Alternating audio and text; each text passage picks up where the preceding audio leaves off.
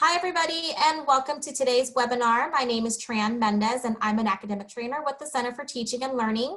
Today, we have Dr. Melody Rawlings from the School of Business, and also Daryl Spencer, a student with the School of Business here with us today. And they are going to be going over how to be on the lookout when you're out and how to be safe. Just a little bit of background, Dr. Rawlings is a professor for the Organizational Leadership Program, and Daryl is going to be starting his dissertation phase later on this year, hopefully. So with that, I will go ahead and turn it over to them. I am currently recording, and I will have this session posted in the comments later on today. So thank you for joining us for today's webinar. We hope the information shared today will help you be prepared for unexpected threatening situations, but that you will never face those situations. So every day we hear about violence and assault, and as a mom and an educator, this topic is especially important to me. I want my daughters to be equipped with knowledge to recognize potentially dangerous situations and also be armed with escape strategies if ever faced with that. But also, as an educator, I want the same for others as well. So this is what we hope to impart to you today. So as we look at today's program, I'm going to, give me just a second here, I'm going to go off camera so that I can share my screen. Hopefully you all can see my screen. So as I'm sorry? It hasn't come up yet, Dr. Rawlings, so you might need to hit share again. Okay, will do. Thank you for letting me know. Yep. Here we go. And it's coming up now. All righty, thank you. There we go. So we have quite a few things to cover today. So, and we're going to pause throughout the session for questions. We are going to begin with some statistics from the U.S. Bureau of Justice based on their 2018 Criminal Victimization Survey. We're going to look into the mind of a perpetrator, and you're going to view a short video on pre-incident indicators to see if you can spot the red flags. And then we're going to discuss the red flag theory and then strategies to think yourself out of a dangerous situation. From there, we're going to move to the Costanza effect and decision making in order to survive. It's also important to discuss what to expect in an active shooter incident, so we will end with best practices for personal safety and suggested resources. Time permitting, we'll also have some questions and discussion at the end of the session. So we'll begin then with just some statistics on sexual violence. Again, this information is from the U.S. Bureau of Justice, and it's based on their 2018 Criminal Victimization Survey. This report is 46th in a series, and it actually began in 1973, and it provides official estimates of criminal victimizations, reported and those not reported to police, so they can only estimate those which are not reported to the police. According to the Bureau, sexual assault has actually dropped by half since 1993. That may surprise you. Yet every 73 seconds, an American is sexually assaulted. Results from the Crimes Victimization Survey found that 77% of incidents of rape and sexual assault were actually not reported to the police. The majority of incidents were reported by women and girls, yet 3% of American men have experienced an attempt or complete rape. The majority of sexual assaults occur at or near the victim's home. And as you can see by these statistics, everyone is affected by sexual assault. It could be someone in your family, a friend, coworker, or you. And one of the stats that stand out to me the most is that 8 out of 10 rapists are known to the victim. This is so often unexpected. And again, it's going back to preparing for the unexpected. So sometimes those perpetrators are right in our own community or our own, and sadly, our own families. So this is just something that we should be aware of. Also point out that transgendered college students are very high risk as well. So we're going to move now to mind of a perpetrator. And Daryl, would you please talk to us about what he thinks and where he finds his victims? All right, good morning, everyone. Again, my name is Daryl Spencer, and I am a U.S. Marshal currently assigned to the District of Utah. Just a little bit of background, I've been a U.S. Marshal for 17 years, and I've ran a fugitive task force in the District of Utah for the last 5. So just to kind of give you a little bit of background on some of the experiences and some of the violent behavior that I've come across over the last several years of working. All right, let's talk about who is the target. Potentially the reason that we're all together today is that you could potentially become a target of violent behavior or someone who's wanting to take advantage of you for a variety of reasons. All right, what does the perpetrator want? What is he looking for? Number one, a perpetrator is going to be looking for someone who he feels that whatever his behaviors or his intentions are, he needs to be successful at that. Even the criminals who are displaying with abstract behaviors, they don't want to get caught. They want to be successful in whatever it is they're trying to do. If the perpetrator sees you as an easy target because you're displaying vulnerabilities, then he's going to take a harder look at you and trying to turn you into his victim. More specifically speaking, he's going to look for individuals who are unaware, looking at their phones, under the influence, drugs, alcohol, distracted, and just overall kind of aloof in nature. We've all been to parties where, we might have drank too much or we've kind of let our guard down. These are oftentimes environments where we might encounter individuals who are looking for someone to display their violent behavior with. Again, we'll take a look at social media. Try and remember that if you type it into your phone or you type it into some sort of digital media, it's permanent. It's going to be there. Everything that you think you're sharing with your children, your parents, your close friends, even though you've got your accounts locked down and you may not be sharing, just keep in mind that there is no such thing as keeping your accounts private. There are ways to get in there. You might share something with a quasi friend who might screenshot that information and share it with something else, share it with another person. So just try and keep in mind that you can conduct a lot of investigation on another individual through their media alone.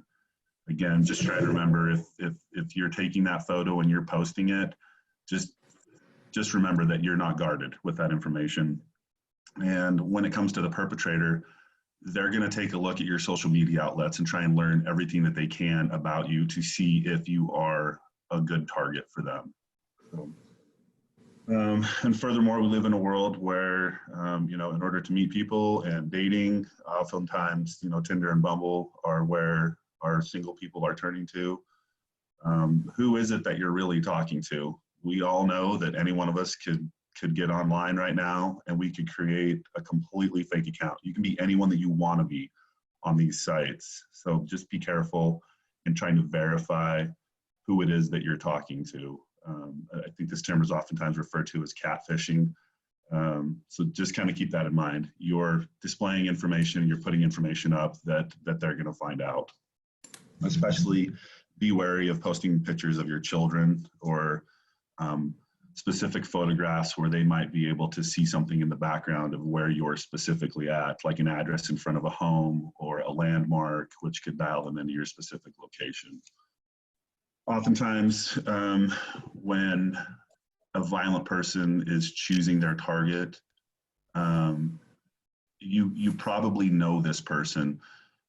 As Dr. Dolly stated in the statistics before, on the first or second slide, most of the time, this person knows you. They have investigated you. They've done their homework. They've taken a look at you. They've already made a decision that you're the one that they are going to participate in this type of behavior with. So you might not know them well. They might have ingested or injected themselves into your life at some point for some random reason. But just keep in mind, most of the time, you do know who this person is. And if there's no questions, we can move on to the next slide. Okay, no questions so far. So from here, we're going to move to watch a video. Keep in mind, as you're watching this video, can you spot the red flags? So it's going to show twice, actually. And the first time through, it's just you'll just see there will be subtitles because it's filmed in another language, but you'll be able to see if you can spot the red flags. The second time through, the pre-indicator notes will pop up and show actually what those red flags were. Okay, and Dr. Rawlings, I'm going to go ahead and take the sharing rights to share the video now. Thank you.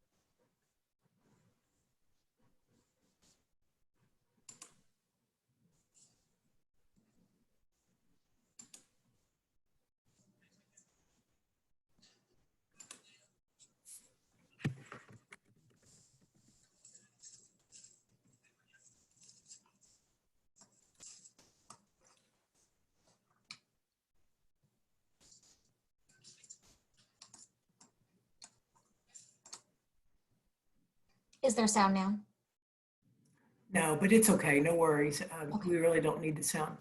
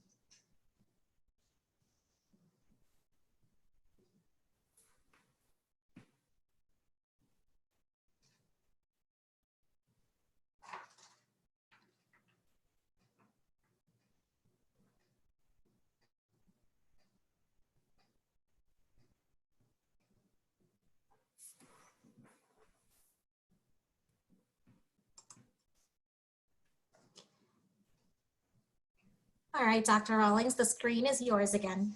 Okay, thank you. So as we watch this video, what come to your mind as you were watching this? Place yourself in the shoes of this woman. What would you have done in this situation? Daryl, can you kind of share with us what red flags you see in this video? Yes, so obviously the video starts off, it's late at night. If you'll notice, she's carrying a couple bags of groceries and she's got a bag on. It's obviously cold outside. She's walking very briskly, obviously trying to get home. When she kind of rounds that corner, there is an individual standing there who kind of does a double take. Nothing too concerning there. I mean, if you're a woman, men are going to check you out during the day, so that's not necessarily criminal or devious in nature. However, this man was standing at the corner and it appeared that he knew where she was going. So you kind of got to watch out for that.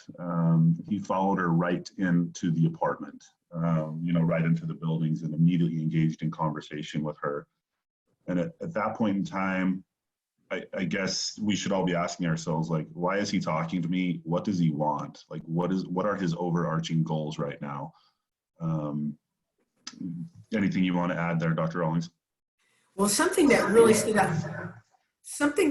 to me was the fact that he offered to help. She said no, not politely, but he didn't take that for an answer. So he didn't take no for an answer. And my fear is that we as a society, and we raise our children this way, is to be nice and courteous. When in fact, so I even had a conversation with my daughter who's 22 about this, and I asked her, if someone offered to help, what would you say to them? And she said, well, I would say, no, thank you. And I said, but what if he persisted? And she said, well, I wouldn't want to be rude. And I thought, oh my goodness. So I said, but he's being rude when he's the one, when he disrespects when you say no and he continues, that's being disrespectful to you.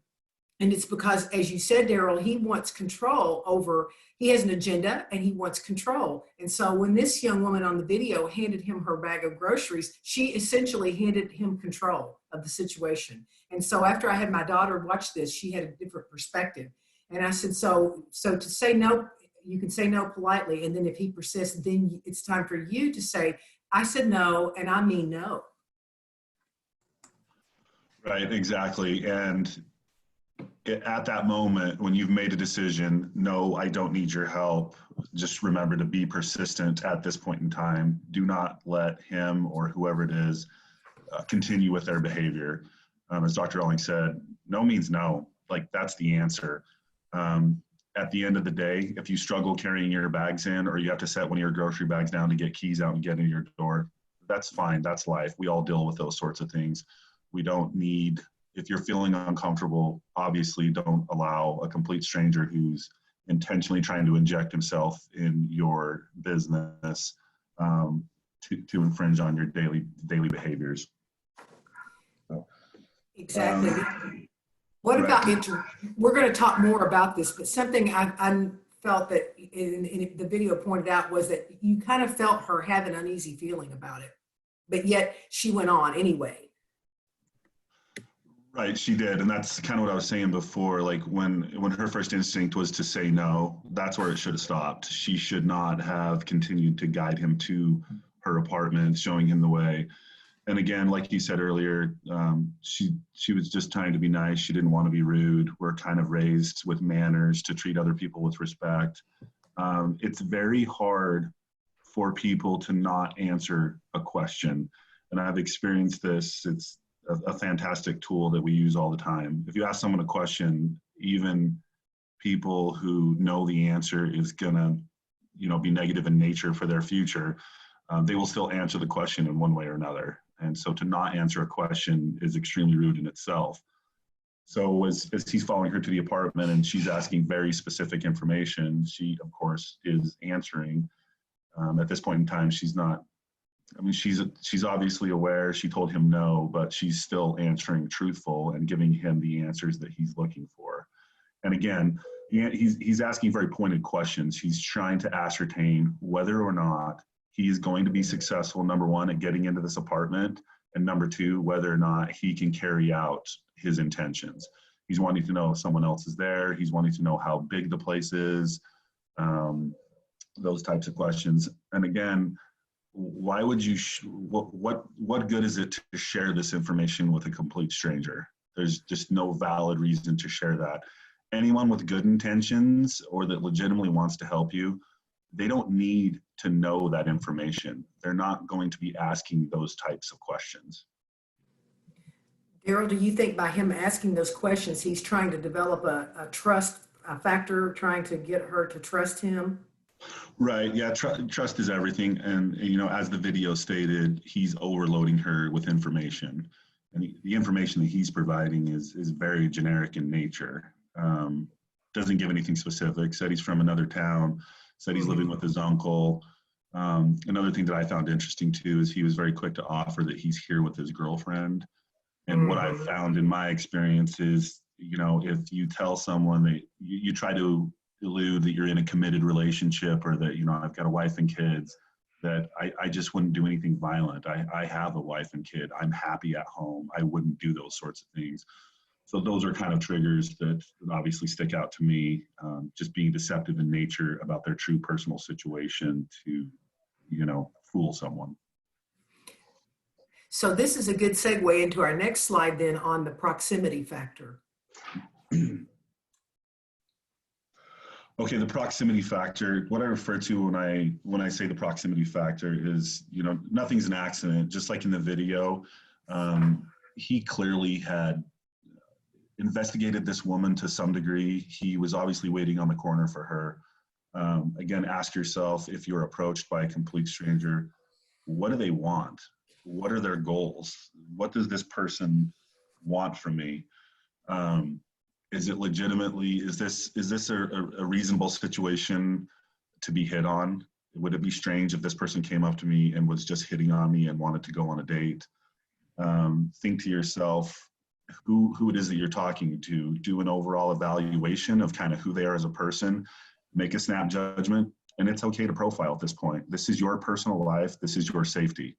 Profile this person. Use everything that you've ever learned about human beings and apply it to this particular situation. Do I like the way he's dressed? Do I like the way he smells? Does he look clean? Does he look like he has a job? Does he look homeless? All these things that would be unacceptable for you to have this person be in your life, judge them. I know we're taught not to profile, we're not taught not to judge people, but again, what's more important, our personal safety or being rude to someone? So just kind of ask yourself those questions. And, you know, we've spent our entire lives from the moment we were born to this very moment that we're all talking right now. We've spent a lot of time with other human beings. There are certain behaviors and characteristics that you've picked up on. You already know these things. You'll be able to tell if he's nervous, if he's looking over his shoulder, if he's wondering who's watching, if he's wondering who's listening.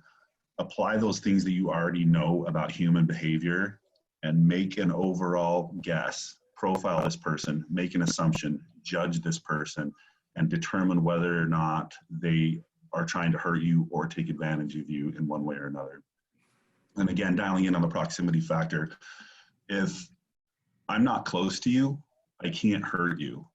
I might be able to do damage to your life if we've never met. I could steal your social security number. I could gain personal information into your social media accounts, and I could wreak havoc on your personal life.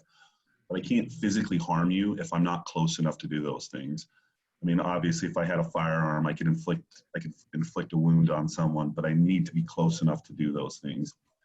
Individuals representing with violent behavior typically don't use firearms in these types of situations. They want to be closer to you, so they're going to be close enough to where they can reach out and touch you. So as a woman in today's world, manage the distance you're allowing someone else to be from you. If they're violating that distance, that should be a red flag, and you should be wondering, what are this person's goals? So should we move into the red flag theory? Yes. Okay, the red flag theory, obviously, as I discussed on the prior slide, you've gained a lot of information about human beings throughout your life. What are the red flags? Obviously, you're going to pick things up. What is your conscience telling you? What is your intuition telling you to do? Truly try and evaluate what's going on right now. Like, take a step back and almost imagine yourself that you are on a park bench watching this transpire. You can't hear what's happening. You can't hear what they're saying. But we've all sat at a park or sat at the airport where we're not a part of conversations and we're not a part of human interaction that's happening. It's happening around us, but we're not directly a part of it. Without hearing the words that are being said, you can kind of understand like what's going on. You can certainly tell when a man and a woman are in an argument in a car, or they're being affectionate for one another. Try and remove yourself from these situations and understand what this person is trying to do to me. What are their goals? And again, listen to your intuition. Your intuition is what's going to save your life. And according to Google, intuition is to understand or work out by instinct. So intuition and instinct are tied closely together in the human mind. They work together. And again, when your intuition or your instincts are going off, literally we've all heard, oh, it made the hair on the back of my neck stand up. This happens for a reason. The muscles in your body are tensing up and they're preparing to do something. They're preparing to protect you. They're preparing your body to fight. Your intuition is driving your will to survive. So to expand just a little bit on that too, I know I have had these feelings, and I believe most of us have, where somebody just kind of give us the creeps, or just kind of made us feel odd, or as Daryl said, just something didn't feel right, and we kind of read into that. And so often we have this argument, I know I have, with myself, and I talk myself out of it. I think, oh, I'm just being paranoid, or I'm just being silly, and there's nothing wrong with this situation, and then I just go on. So I kind of talk myself out of it, and that's just like the worst thing I can do, because it's better to be safe. And even if I am being a little bit paranoid, it's better to err on that side of safety and to listen to the intuition. As a culture, we're so forward thinking, and we look back and we always say things like hindsight's 20/20, and I wish I'd known now knew then what I know now, and we look back, but we don't think forward as much and listen to those thoughts and those feelings and of what can happen, or what our intuition is trying to tell us. And as he pointed out, or as Daryl pointed out, about what the word intuition means, and I looked, and if even taking it back further than that, it comes from Latin, meaning at or on, and turi means look at or watch over. So it's that intuition is that gut feeling, that internal alarm for us that protects us. It's our guardian and our protector. And so just super important to listen to our intuition when things just don't feel right, and not to dismiss them. So this is, talk to us, Daryl, about thinking. You and I shared about this, and it was just so interesting.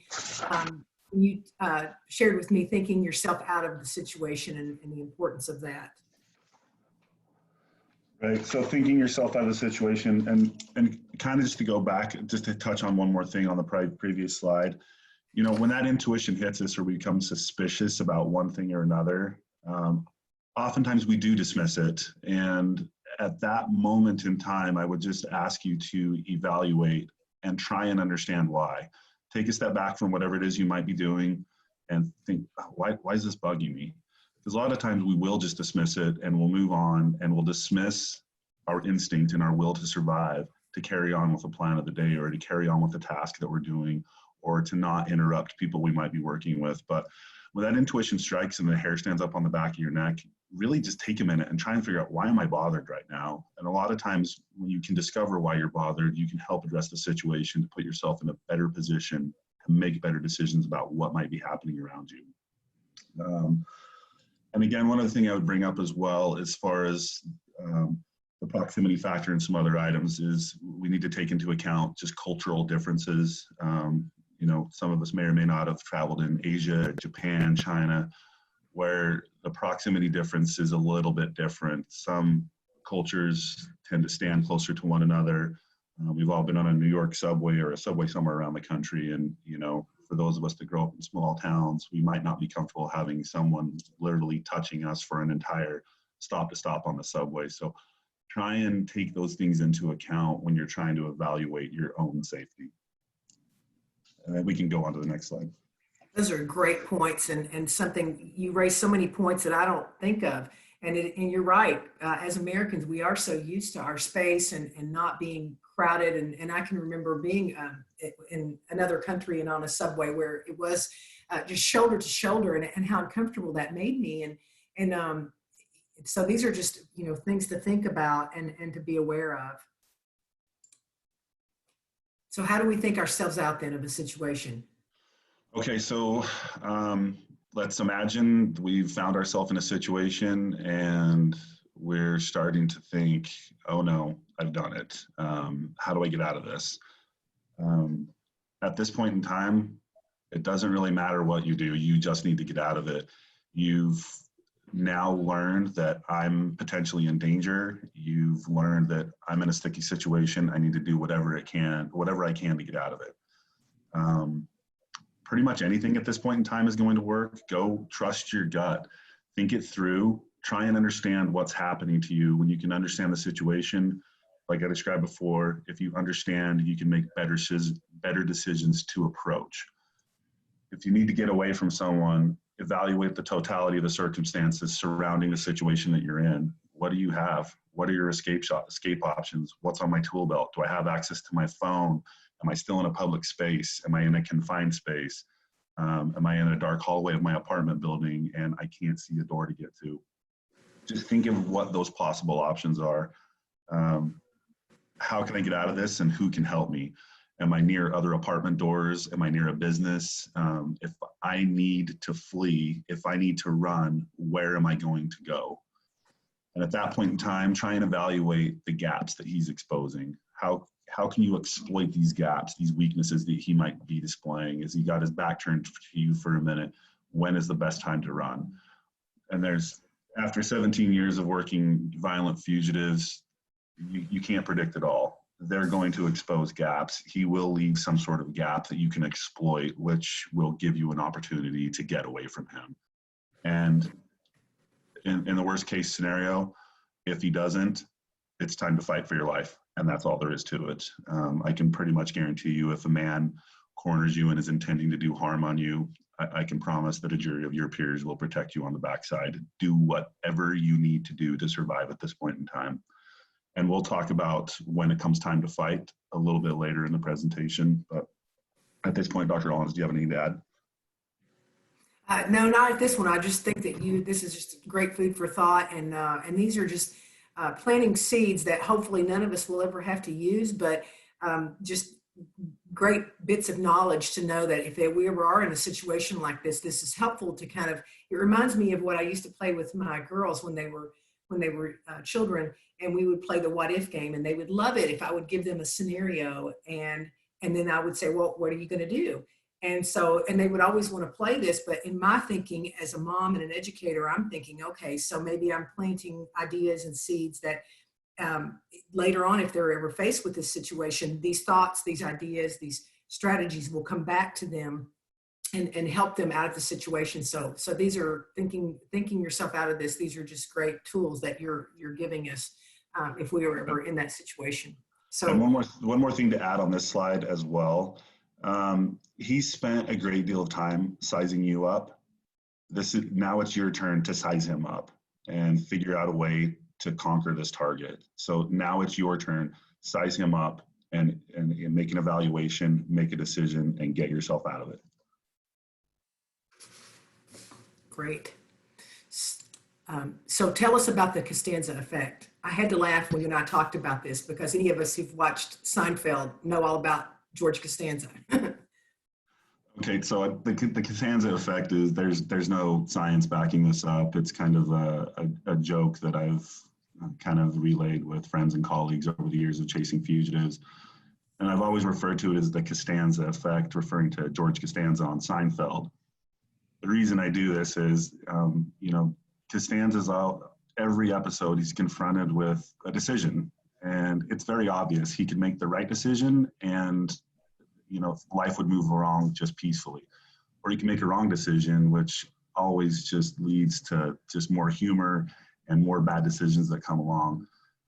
You know, I oftentimes relay this to fugitives when we're chasing them down, and I just refer to it as the Costanza effect. Literally, you made the worst decision possible. Of all the decisions that you could have made, you made the worst one. In a survival situation, when you're confronted with a decision, your only decision needs to be that you will survive. How can I get myself out of this situation, and how can I preserve life? Again, if you don't make the perfect decision, at least you made a decision. Making a decision of any sort to flee or to fight or to get yourself to a better situation puts you on a better path. As we discussed before, you're thinking yourself through the situation. Try to remain calm, make a decision. It might not be the perfect decision, but it's at least a decision that's pointing you in the direction of safety. And an old adage from the Marine Corps is this process that's called the OODA loop.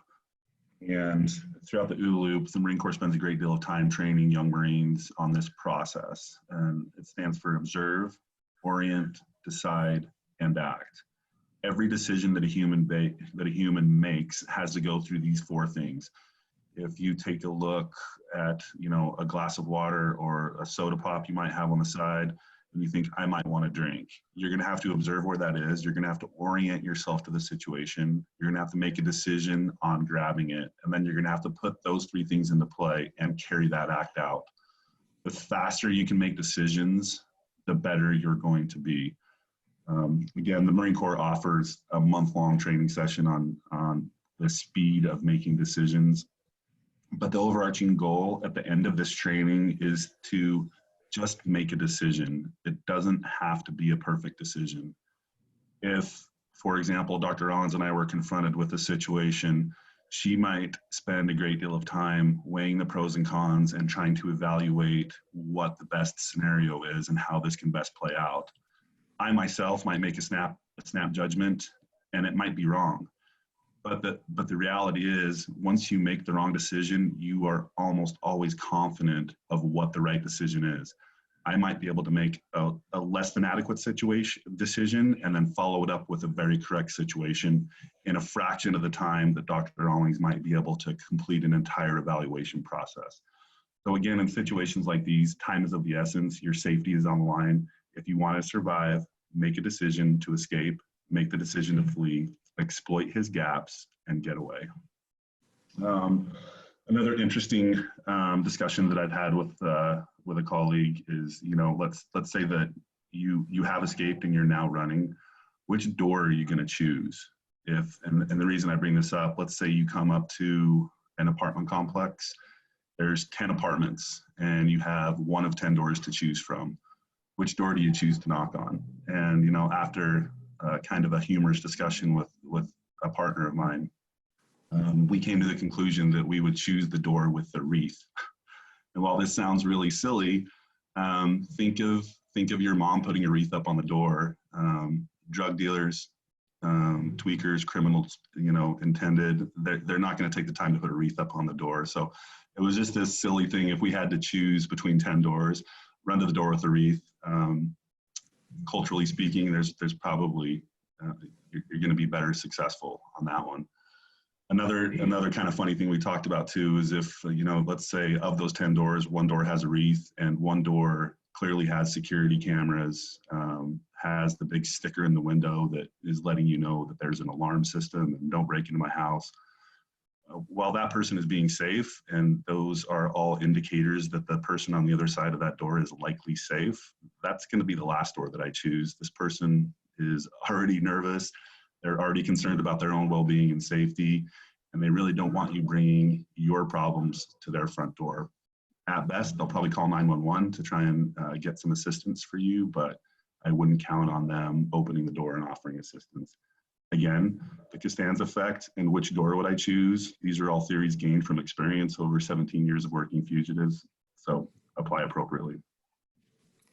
So Daryl, what I'm hearing you say is if we are ever in a situation of survival, then we need to stay calm and really make decisions based on our observations, exploiting the gaps or the weaknesses of the perpetrator, and before we're deciding, but to act based on our observations and those factors.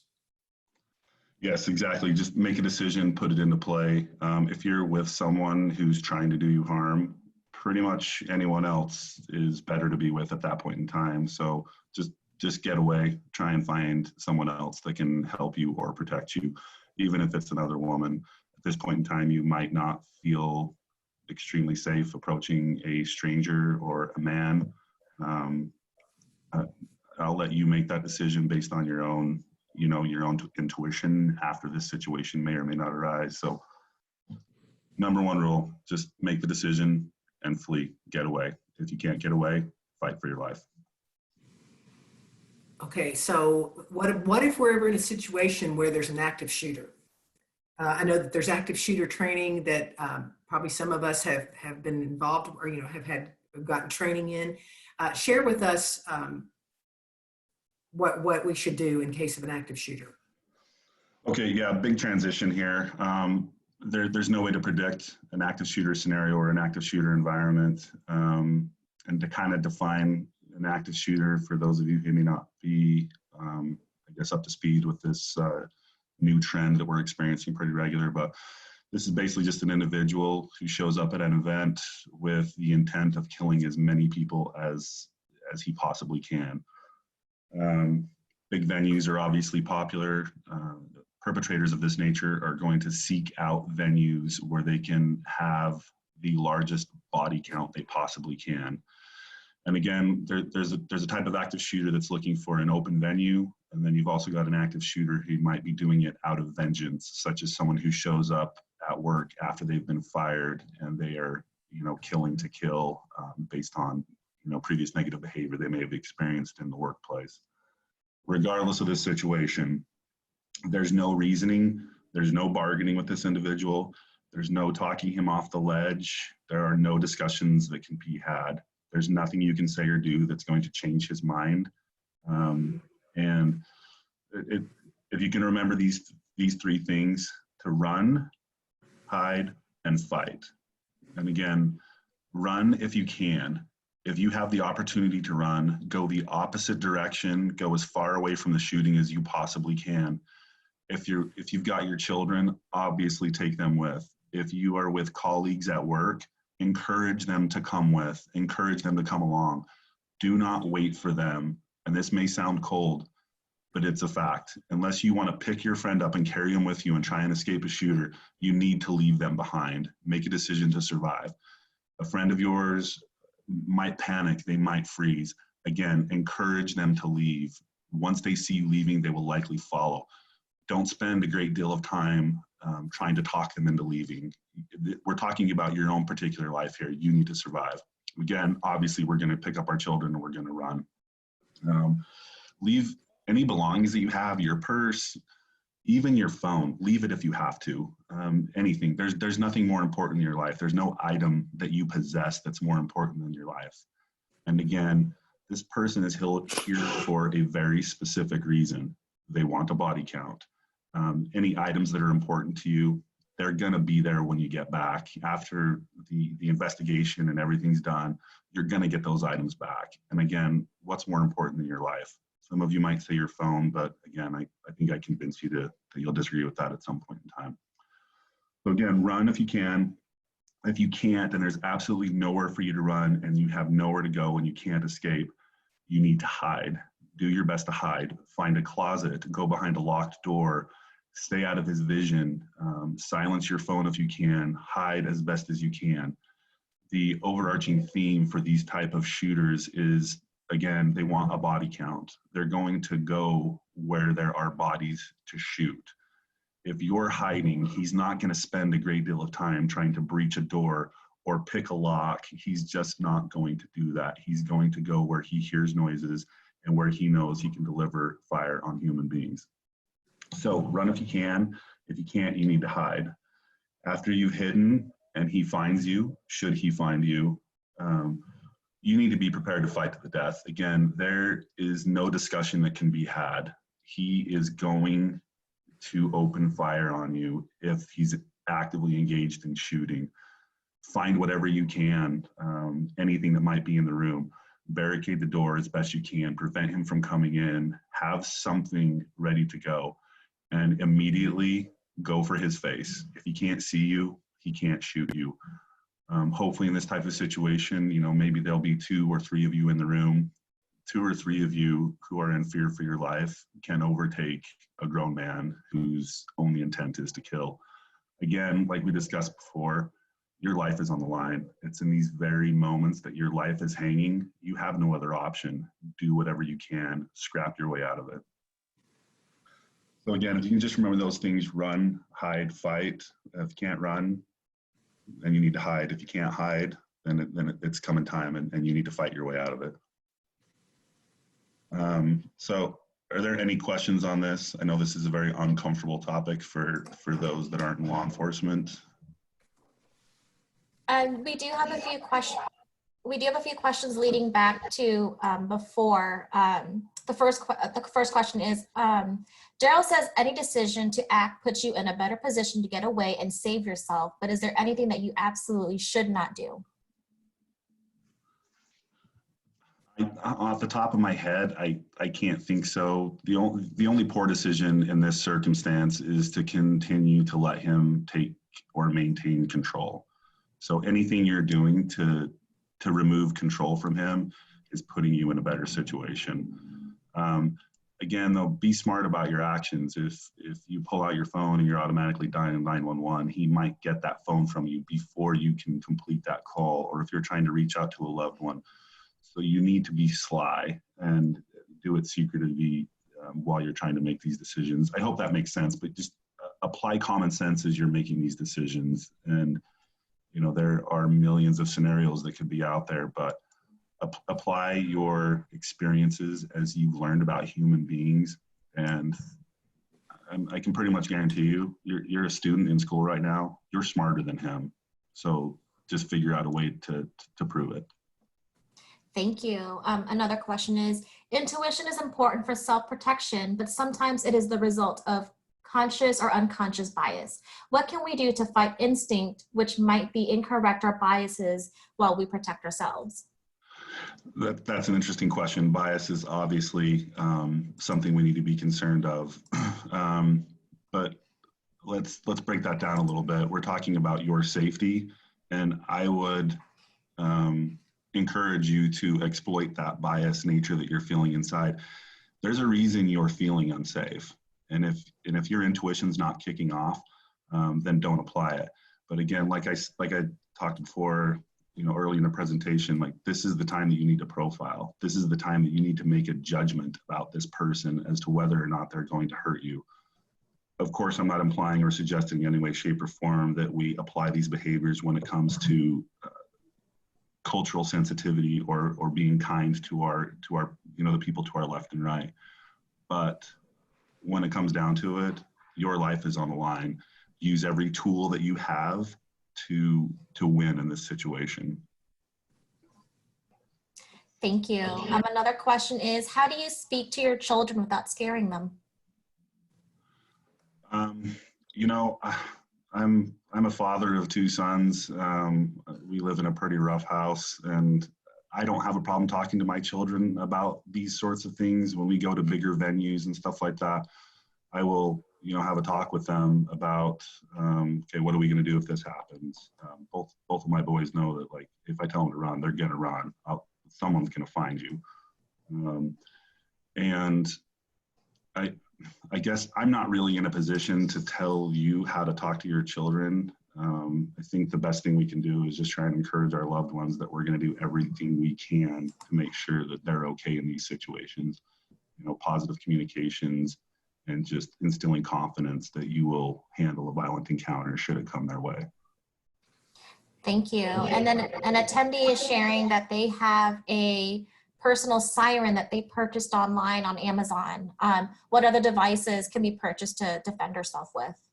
So if I can jump in here just for a second. Sorry, Daryl, I don't mean to cut you off. No, we, go ahead. we do have a slide on that here at the end. So, and that actually was one of the things that we have on the slide. Great, thank you.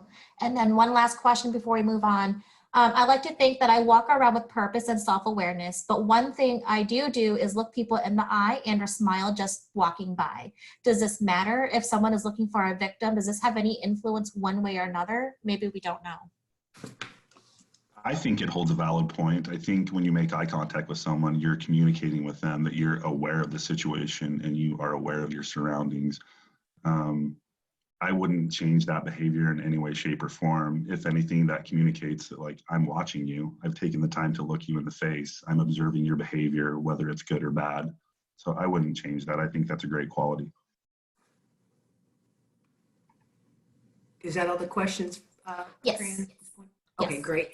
So yeah, because we want to try to allow a few extra minutes here at the end. So let's move from active shooter into law enforcement response. Okay, and this is kind of tied in with the active shooter scenario, law enforcement response, more specifically speaking with the active shooter scenario. Should you be involved in this, it's obviously going to be extremely chaotic. None of it's going to make sense to you. So some things that you will expect. Law enforcement is going to appear to be extremely disorganized. And I'm not going to lie to you. In these types of situations, they are. They didn't get the opportunity to plan for this venue. Law enforcement didn't get the opportunity to handle this in any way, shape, or form. You've likely got, 3, 4, 5, 6 officers showing up immediately. Oftentimes these officers have never met one another. They're coming from different agencies. Tactics are a little bit different. Communication is going to be off. So just expect that. But I can't think of any law enforcement agency around the country that hasn't had formal active shooter training. We're all trained to show up, to grab 2 or 3 fellow officers, whether we know them or not, and to immediately start moving towards the threat or moving towards the shooting. As you observe this happening, if you're coherent enough, don't try and touch the law enforcement officers. Don't try and talk to them. Their only intent is to move towards the shooting and to eliminate the threat. They may or may not quickly try and do a quick interrogation, asking you, where's he at? What's he wearing? What does he look like? In previous interviews and discussing this with people that have been not necessarily a victim of an active shooter, but they've been on scene when an active shooter situation has transpired, a lot of innocent people that have been there have almost felt more unsafe after law enforcement's arrived because law enforcement wasn't there to protect them. And essentially, law enforcement is there to protect you, but I can't protect you if I don't eliminate the threat. If you're hearing shooting, he's probably shooting at other human beings. So I need to move past you. I need to move towards that shooting. You will probably get ignored. And again, I've got wounded dead here.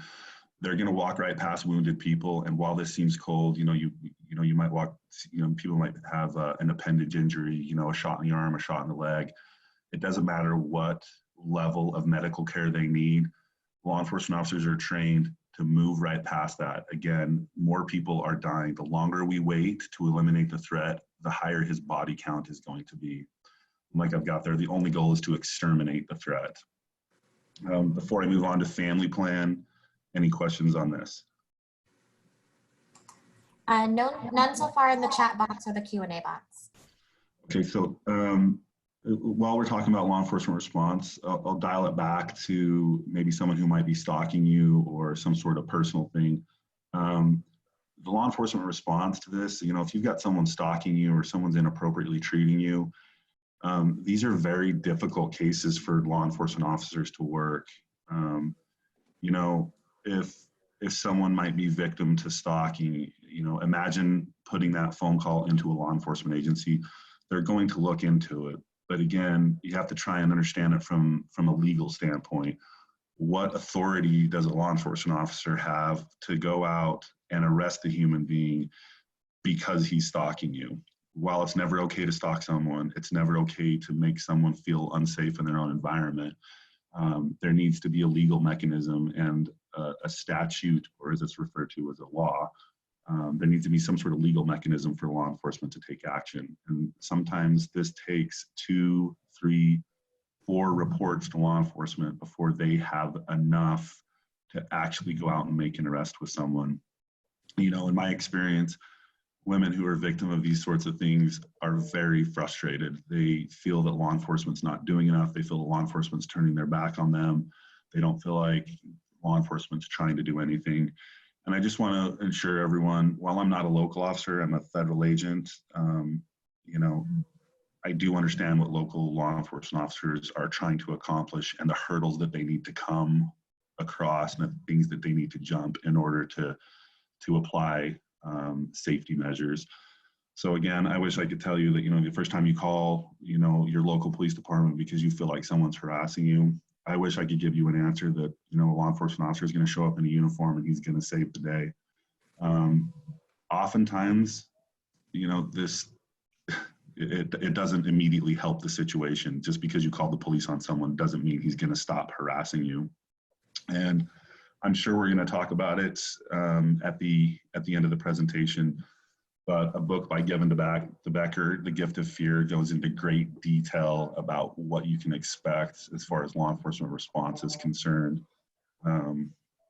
Any questions on that for now? Again, I feel like I'm apologizing for a law enforcement response, but I'm just being very candid with the tools that they can apply at this particular juncture. We don't have any more questions in the chat box, but we are almost out of time, so we do have 2 minutes left. Okay, so let's move quickly to best practices. We've been talking about best practices. I'm just going to leave these up for a few seconds. So, and then I do want to move to our last slide, and that's our recommended resources. So a lot of these Daryl has talked about, being aware of your surroundings. Be sure and park in a well-lit area and high traffic area. Don't isolate yourself off to the back of a parking lot or behind a building. Don't be distracted looking at your phone or any other distractions. Be aware of your surroundings again. Listen to your intuition. So important. Have your car keys and cell phone in your hand as you're walking to your car. Observe your car before entering it. Make sure that even though you locked it, make sure that no one was able to get into your car. And then, of course, after getting in the car, lock the doors after you're in. And when approached, again, what Daryl had said, ask yourself, what is his agenda? Because he does have one. And remember the proximity factor. Don't close the distance. Daryl, any comments on this? Nope, sounds like you've covered it all. And again, just have a plan, kind of just that you've sat in on this presentation and have been willing to kind of listen to these things. Like Dr. Rollins and I don't have all the answers. I wish that I did. I wish I could give you a guidebook that told you exactly what to do. Apply your intuition, apply your knowledge and skills of what you know about human beings, and maintain the will to survive. One last slide, and he already mentioned The Gift of Fear. If there's one thing, if you only read one thing about this, read DeBecker, Gavin DeBecker's book is listed here, The Gift of Fear. I cannot tell you, share with friends. It's just, my daughter is just about to finish it, and she said it has really changed her perspective on staying safe. Thank you, the attendee who brought up the jewelry or the personal alarm. So here are some safety devices. You can find these on Amazon. So yes, there's also that very first thing, best life-saving lessons, is an interview that Oprah did with Gavin DeBecker, the author of The Gift of Fear. And it's a really, really compelling, very powerful podcast. Thank you so much for attending, everyone, today. Tran, I'll turn it back to you. Thank you very much, Daryl. All right. Thank you so much again, Dr. Rawlings. Thank you so much again, Daryl. I was recording today's session. I will have it posted in the comments along with the PowerPoint presentation. And thank you all for attending today. And I hope to see you at the next webinar. Bye-bye, everybody. Thank you. Bye.